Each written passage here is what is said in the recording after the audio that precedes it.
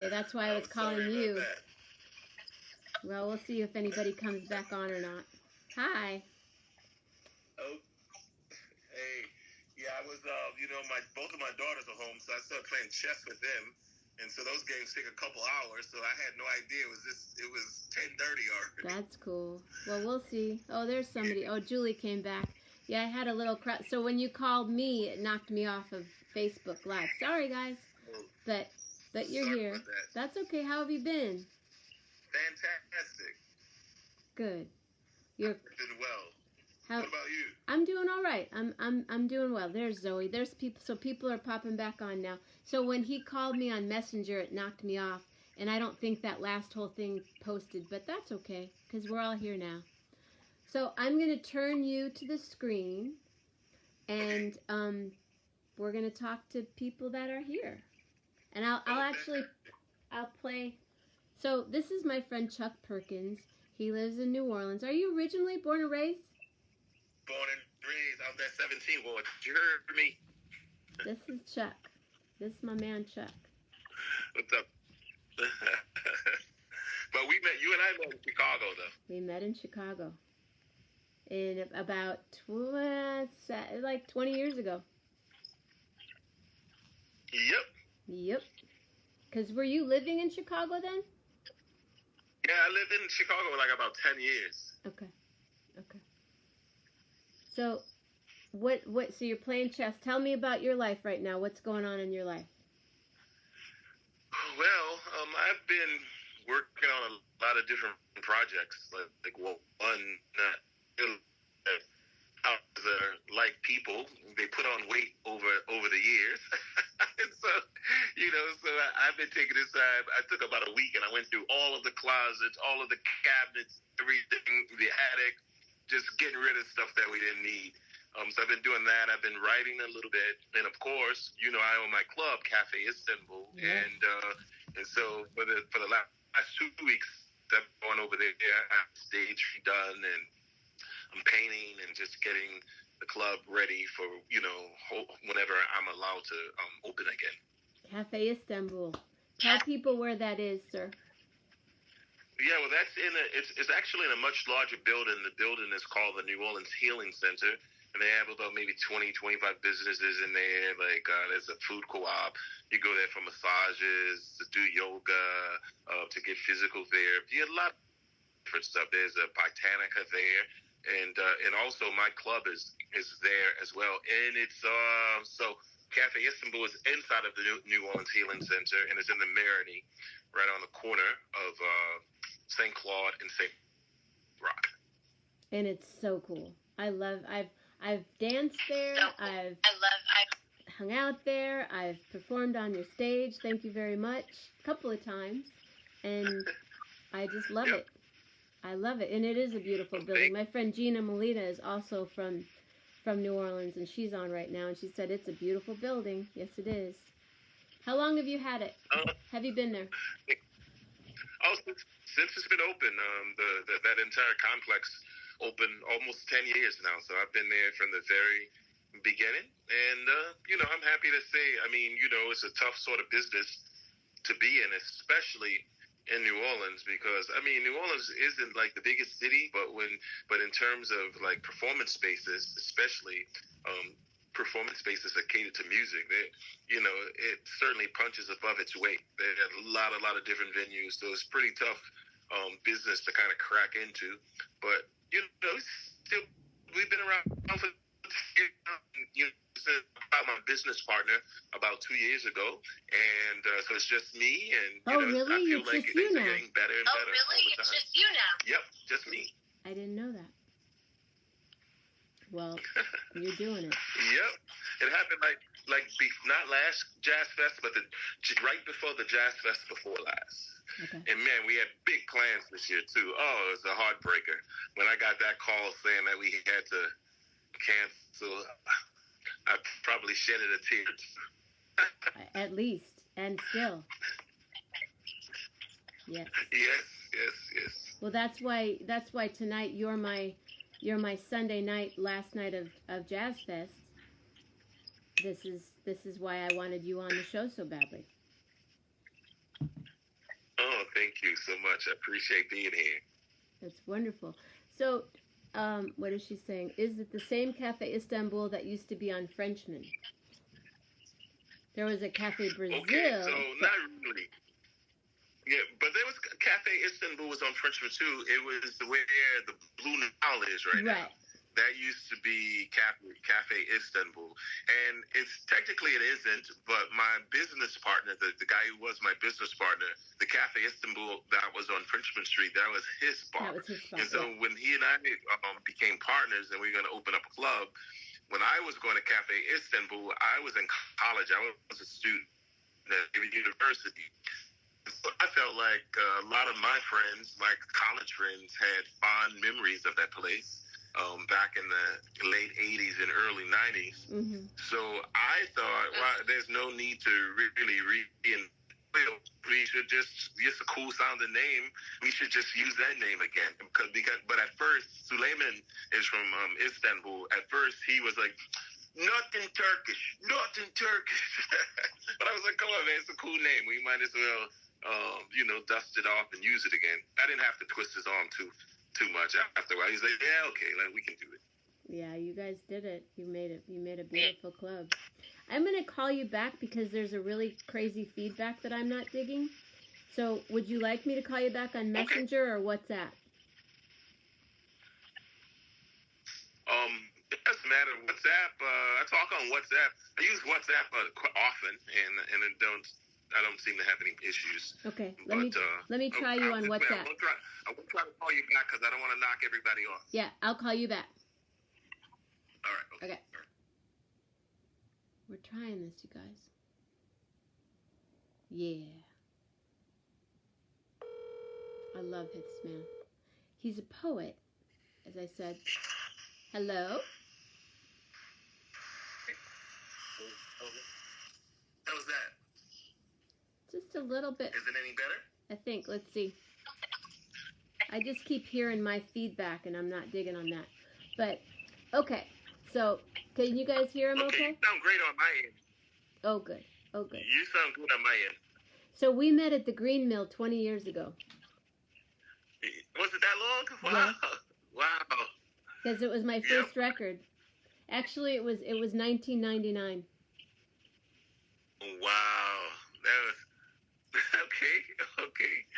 Just to remind you. I remember hearing you, and wow, a beautiful lady. Oh, and I thought, look at that handsome, talented man up there on stage. So, Chuck, do you have any... and then I remember running into you at Jazz Fest with Henry Butler. But Yep. Do you have any, like top 2 Jazz Fest memories? Well, in terms of, I got to tell you, in terms of my club, right about 2 years before he got on the Good Night Show, John Baptiste and his band, I forget the name of his band, but oh my God, whew, that was an electrifying show. I wanted to try to get him back, a couple years later, but by that time, because of the Tonight Show gig, it was impossible to get him in a club like mine, but in terms of my own cafe, I would say John Baptiste and his band, and also at the Jazz Fest, I think the last time I saw Stevie Wonder there, that was quite special for me. I'm a big Stevie Wonder fan. Was that the rain? Was that when we waited in the rain for him? Yep, that's the one. That is the one. I enjoyed that. And then he showed up with Troy the night before, or that night at Tipitina's at like 5 in the morning. Is it a nuts? I mean, I've been on Frenchman Street sometimes, leaving, speaking of Cafe Istanbul, leaving the Blue Nile, which was Istanbul, at like 5 o'clock in the morning and seeing the streets still packed and people looking like they weren't planning on going home no time soon. No, because we're going to go watch Troy, or we're going to go up to the Blue Nile or to the Dragon's Den, or go somewhere and just dance and be in that spirit. And it's, I still can't wrap my head around that. I'm a lifelong New Orleanian, and so I remember when I was a college student, we would go home and take a nap and maybe wake up at midnight and go out at midnight and stay out all night.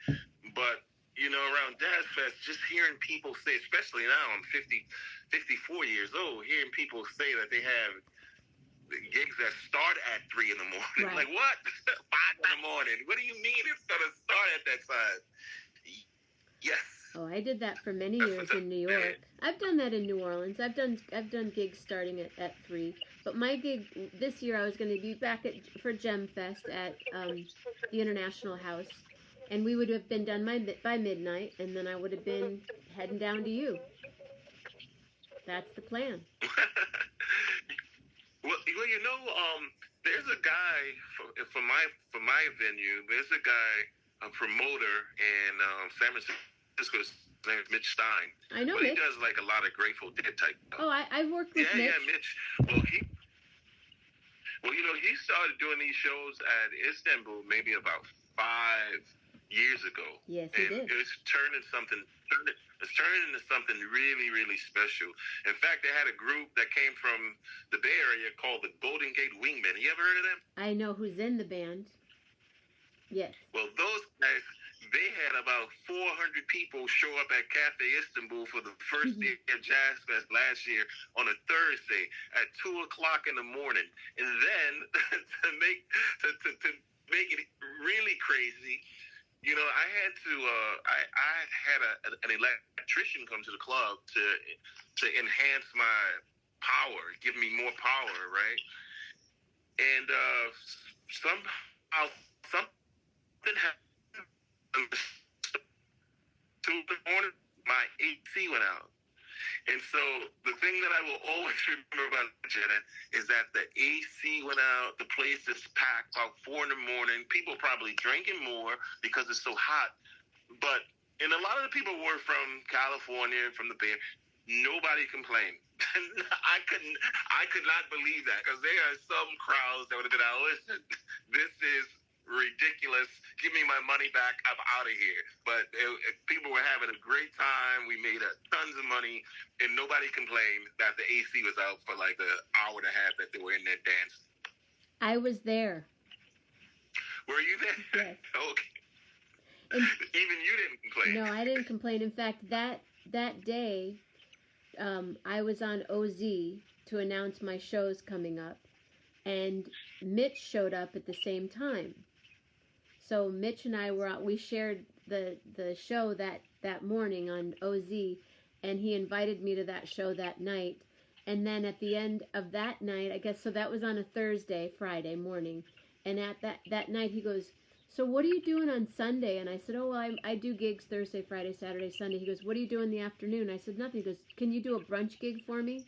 So, it's that New Orleanian magic that just stuff just happens. When you're in it, and Mitch and I have been buddies for a long time, and we were planning on, I was going to be doing some stuff with him this year too. So you would have seen me as a surprise guest at your club. Man, well, I got to say this much, and this is the kind of thing maybe you don't want people talking about, but so we developed a relationship over the 5 years. And he started promoting just all of the Jazz Fest shows. In fact, when people call, it's like, talk to this guy right here. It's his deal now. And so because, the thing happened with Jazz Fest, it's like, it's a big money maker for us, We make a lot because of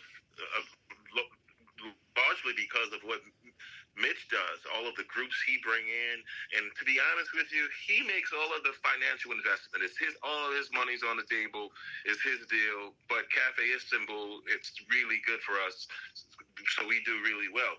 And so, and he does really well for us. He does really well by let me tell you this.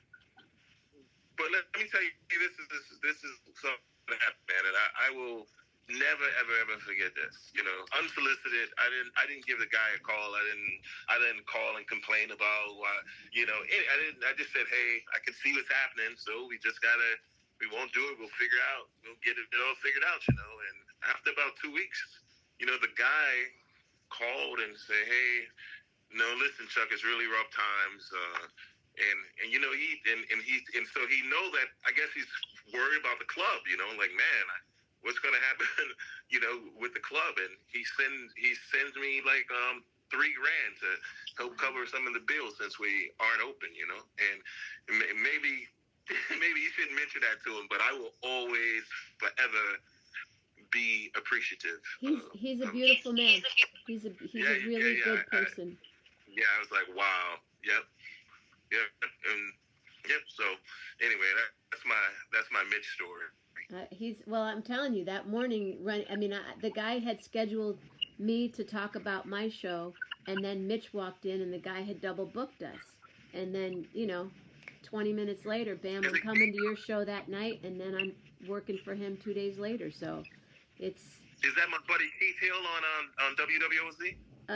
Morning time, 9 a.m. Yep. Yeah. African American, yes, sir. Kind of short. Yeah. Yep. Keith's a real sweetheart too. I really love that guy. Now, are you still doing your live? Are you still doing your radio show? No, they got me on the bench, man. I think I tell the truth too much. Amen, brother. I think they appreciate what I do, but I was kind of uncontrollable, and so it was a political show, and I guess I get to sit back and play armchair quarterback. But for me, I don't care about who's friends with who or who knows who, or political allies, or, so they have new owners, and I think they're a little more sensitive to that kind of stuff. Like, they got their camp, and it's supposed to be a talk radio show, so I'm not your guy then, because I'm just going to tell the truth. The Chuck Wagon. I was on the Chuck Wagon a lot. Yeah, you better get on the Chuck Wagon, baby. Yep, I had a lot of fun doing that. It forced me, like, I was always a big reader and writer, but it forced me to read even more. In fact, I was late to the game. I couldn't believe this because this book was so amazing. And one of my friend Ken said when he was at San Francisco State, they were reading this about 20 years ago. But I just got through from reading the People's History of the United States by Howard Zinn. Sure. Yes, sir. Sure. Did you ever check that out? Yes, I have. Oh man, I'm a big fan of Howard Zinn. Yeah, you just kind of stopped me in my breath there for a second. Yes. May I ask you to? I hate to put you on the spot. Hi, Brian, but all the friends of mine from all over the coast to coast are watching right now, and I played The World Is Falling Down earlier. Yes, it will change you. My friend Gina just said that shit will change you. And it does. And I would love it if do you feel anything that you could speak to us? A little spoken word, something you have going on right now, or something in your heart? I'm super rusty, but I'm rusty, but I'll try mine. This is the poem about New Orleans. Let me see if I can remember it. If your American dream is spanned on a canvas from the one of Norman Rockwell's mind, New Orleans is a hurricane beating down your coast. But if you close your eyes and feel the easy ride of the St. Charles streetcar, where solo tuba blows the scent of magnolias down narrow streets and everyone plays possum with the heat and no one's too big or too small to paint their tongue with a snowball, where former slaves pay homage to the first Americans by masking in suits of rhinestones and bright colored feathers that turn into Indian chiefs doing rain dances on Congo Square where the drums drum and the wine drink and the big chiefs sing. Somebody give me a quarter, 'cause pretty big chief wants some water. If you can envision the souls of yesterday living in the music that rises from the cracks in the sidewalk, as your dream with the Spanish moss dripping from centuries-old oak trees. She's a pretty face with dirty feet, the good witch of Lake Pontchartrain, despite out of shrimp and crawfish keeping spirits fed. Communities of windowless monuments masquerading the cemeteries, tower above ground, no earth the worms to cover the flesh, no silver bullets to turn out the spirits that still dance with her. So twirl your umbrella and wave your bandana. It's carnival time and everybody's happy. Armed with the blueprints of civilization, the new world stormed in with enough cement and asphalt to put a bullet back the past. And the spirit of the swamp still hasn't submitted, leaving mildewed kisses of disapproval on everything foreign to the wetlands. Catholicism could not turn out the spirit of Marie Laveau. The wrecking ball could not turn out the spirit of Storyville. And death could not turn out the spirit of Louis Armstrong. When yesterday hangs on to forever, tradition is the temple. Thank you. Very, very welcome, Miss Jenna. Thank you, thank you, thank you. You know, again, Gina, this shit changes you right here. Chuck Perkins changes you.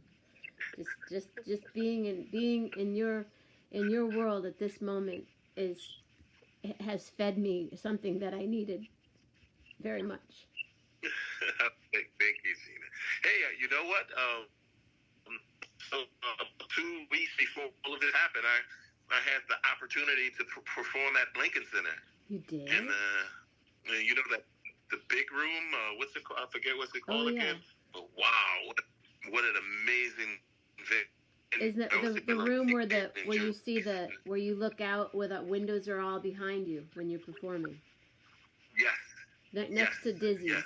Yeah. And you look out and it's like Broadway and Central Park right there. It's, right. Oh man, I you know what I was thinking?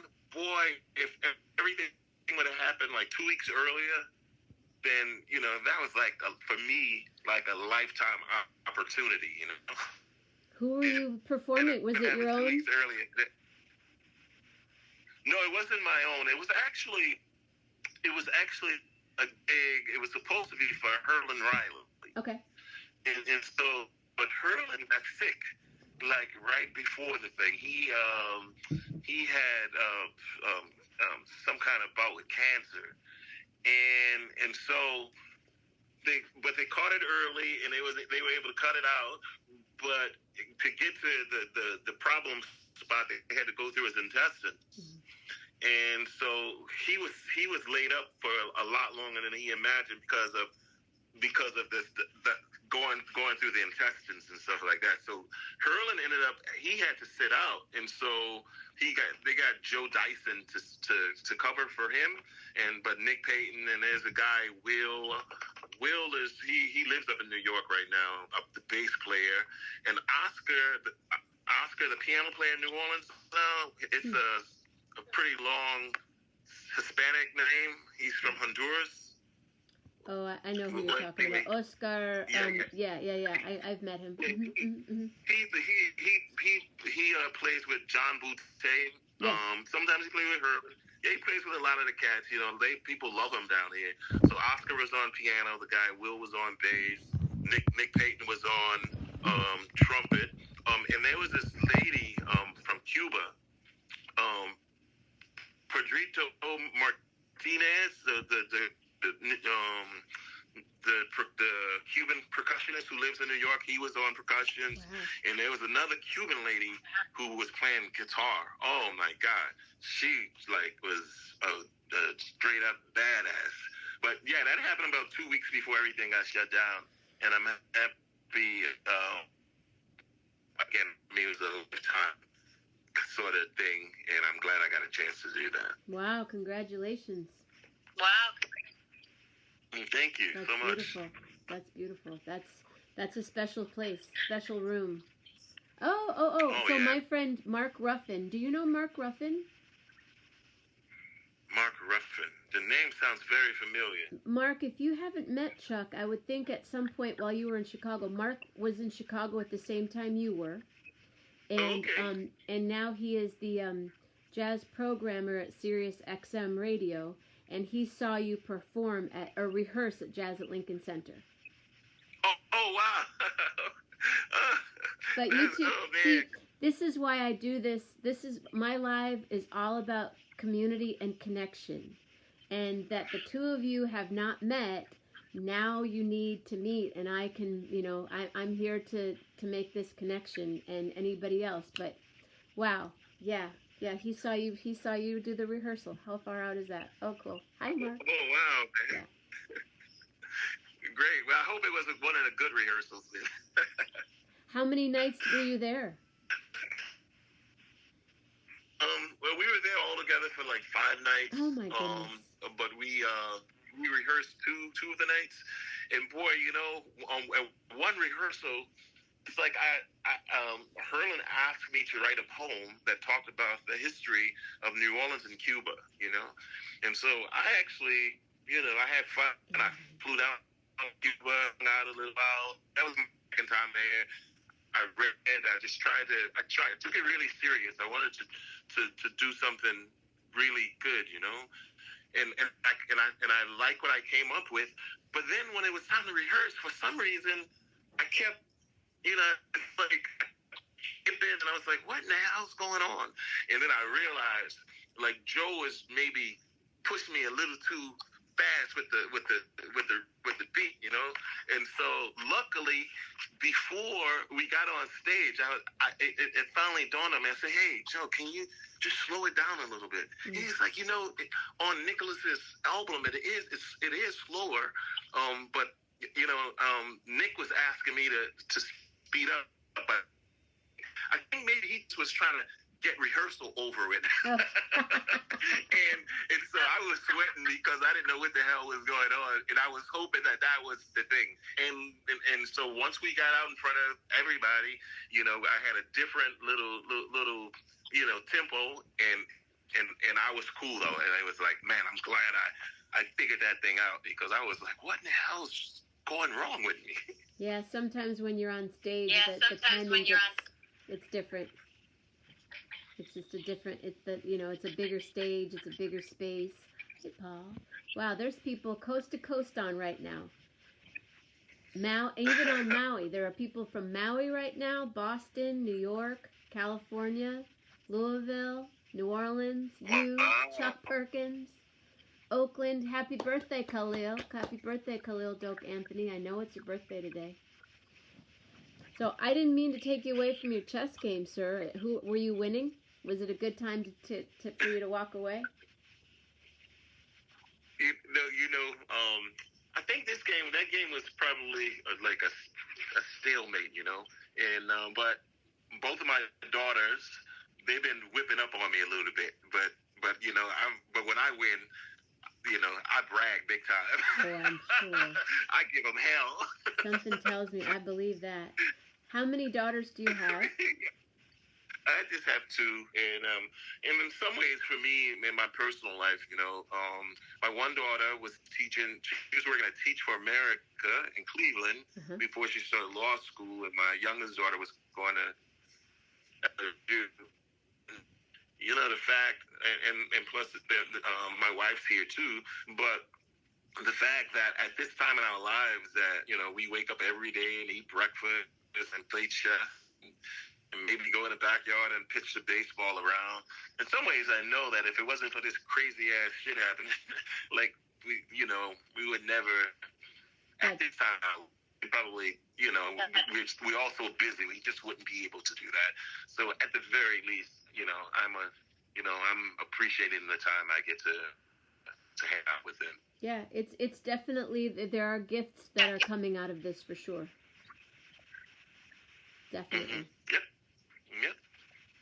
I'm right with you with that. I don't know if you heard earlier, but I cut about 450 daffodils today, and then my mom and I drove around my hometown in Michigan and gave out just different people that she knew. She'd call them up, and then we'd go up to the door. I'd go up to the door, and she'd wave to her friends that she hasn't seen in 2 months, and yeah, so. Oh, wow. So, yeah, it's Yep.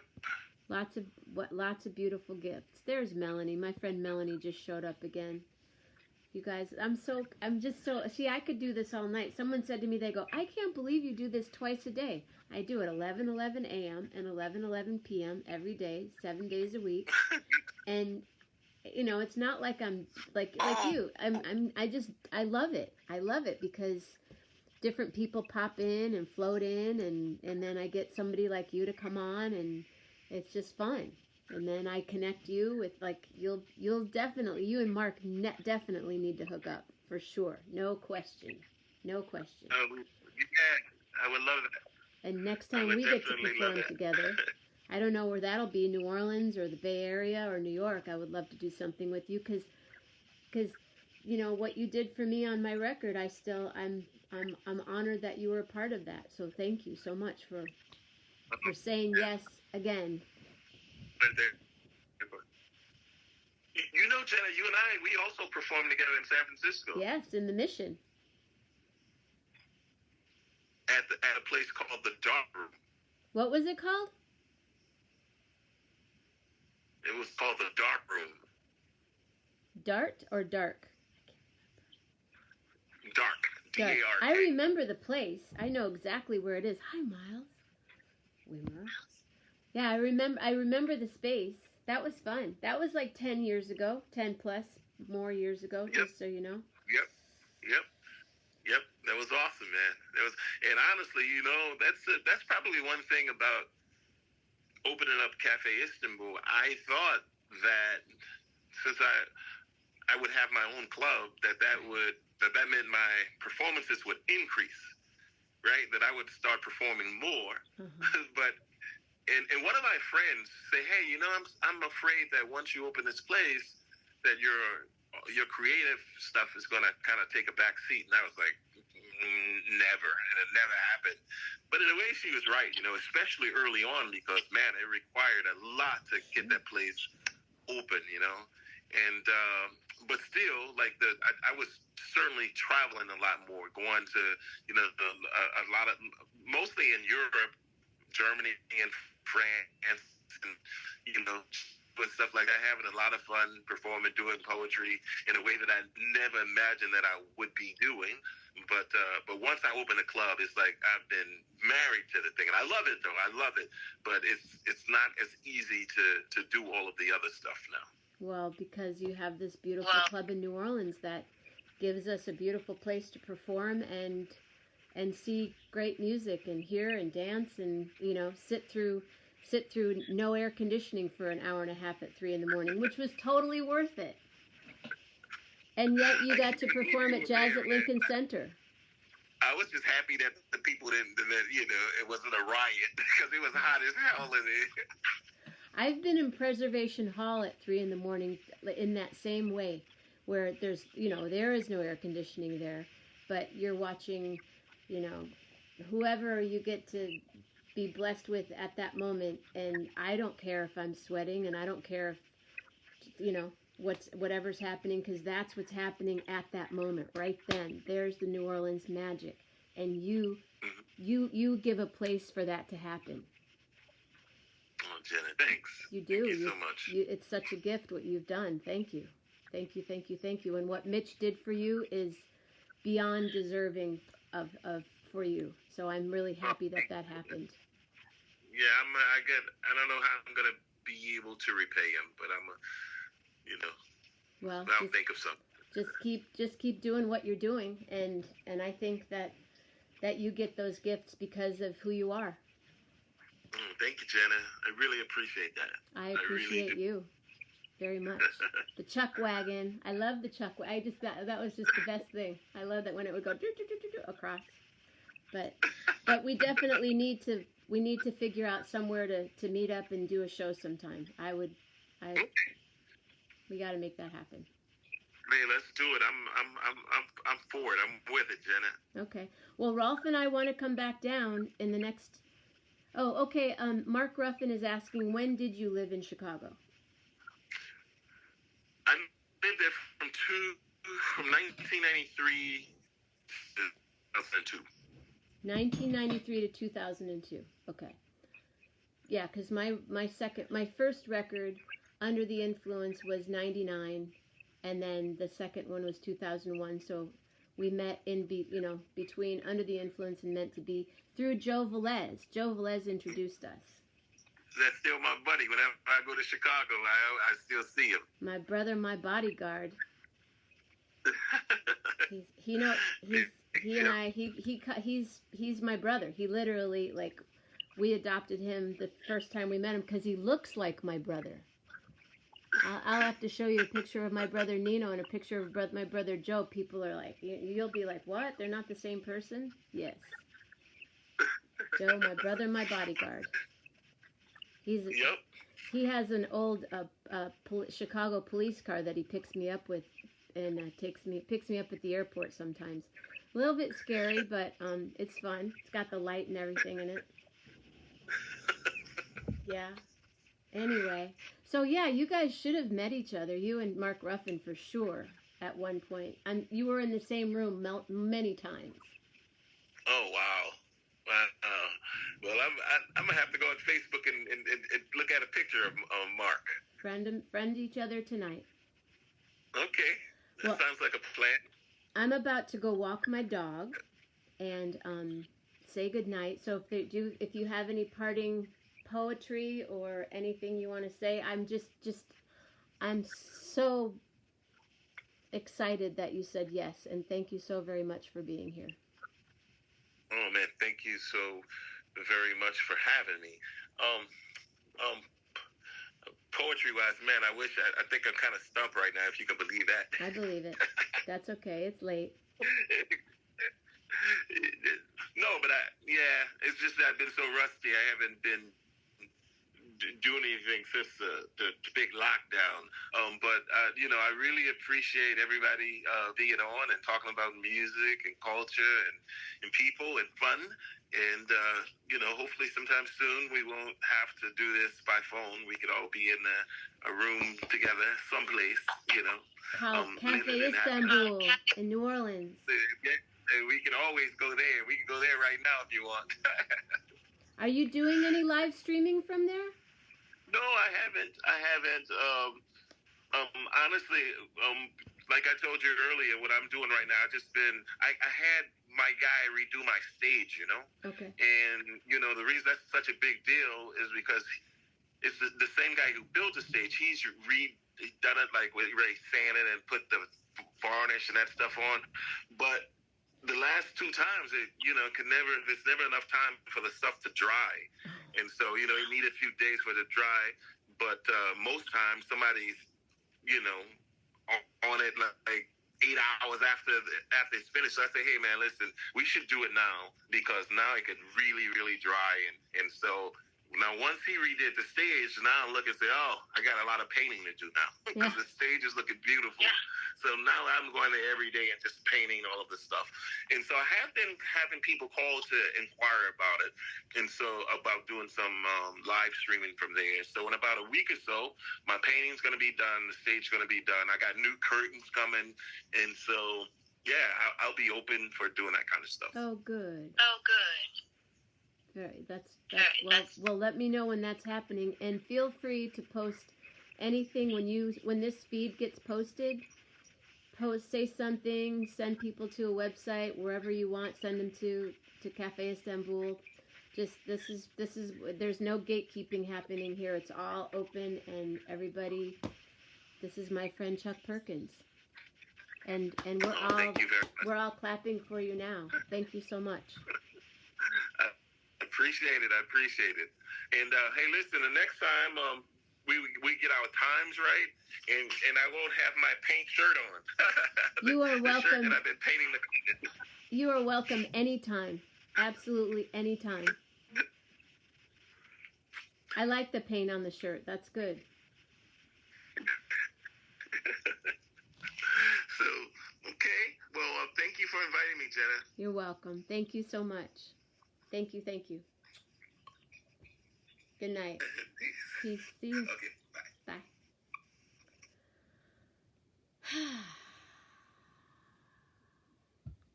Oh, Julie, you're going to miss the show tomorrow? I don't think that's ever happened. What am I going to do without Julie? Julie.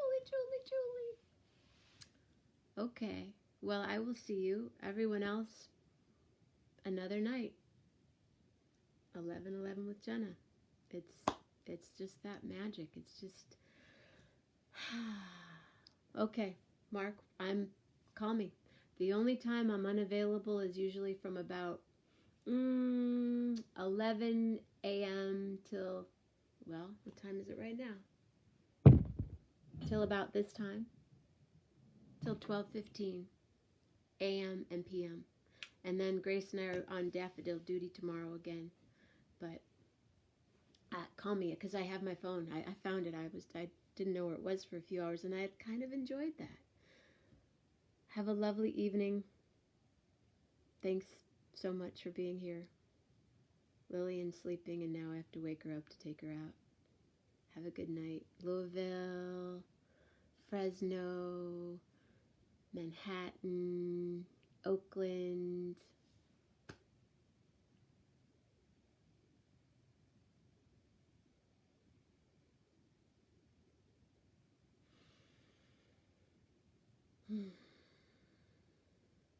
Happy Monday.